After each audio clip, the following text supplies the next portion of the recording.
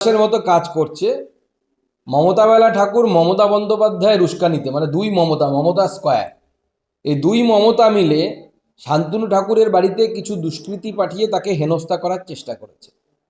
আজকে আমাদের প্রশ্ন হচ্ছে, বা ভারতীয় জনতা পার্টির তরফ থেকে আমি এই প্রশ্নটা করতে চাই, আমি বিগত কয়েকদিন ধরে করেছি, আবার করছি এবং শেষ পর্যন্ত করে যাব।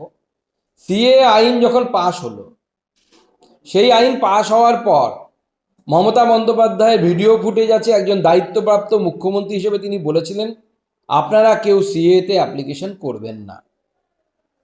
মানুষ করেননি।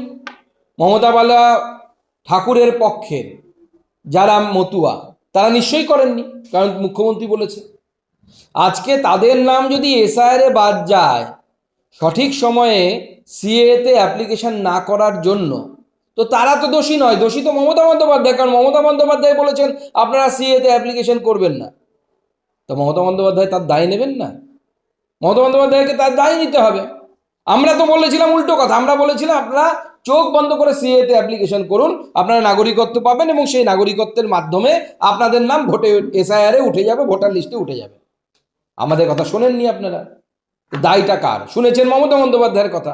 তো দায় তো বিজেপি হতে পারে না, দায় তো মমতা বন্দ্যোপাধ্যায়ের। মমতা বন্দ্যোপাধ্যায়ের কথা শুনে আপনারা এই কাজ করেছেন। তো বাসন্তী, গোসাবা বিস্তীর্ণ এলাকা, দক্ষিণ 24 পরগনা পুরো একদম এই ধরনের পরিস্থিতি তো তৈরি হয়েছে। মুর্শিদাবাদের সাথে সংযুক্ত করে রাখুন, কারণ ওখানে সকেট বোমা চলে এবং এই সকেট বোমার রাজত্ব চলে ওখানে, এবং বহু বছর ধরে এটা চলছে। কেন হয়? এই যে আলোচনাগুলো তো করা দরকার।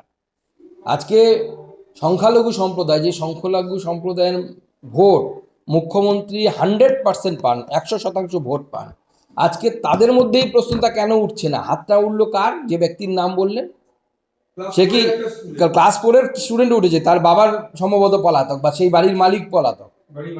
তো বাড়ির মালিক তো সংখ্যালঘু সম্প্রদায়ের, আনার শেখ। কেন তার বাড়িতে কেন বোমা ফাটছে? ব্যানার্জি চ্যাটার্জির বাড়িতে কেন বোমা ফাটছে না? কেন বোস গুহ মিত্র এদের বাড়িতে বোমা ফাটছে না? মমতা বন্দ্যোপাধ্যায়কে এই প্রশ্নটা করবেন না? আপনারা তৃণমূল করতে গিয়ে বোমা বাঁধবেন, আপনার বাড়ি উড়ে যাবে।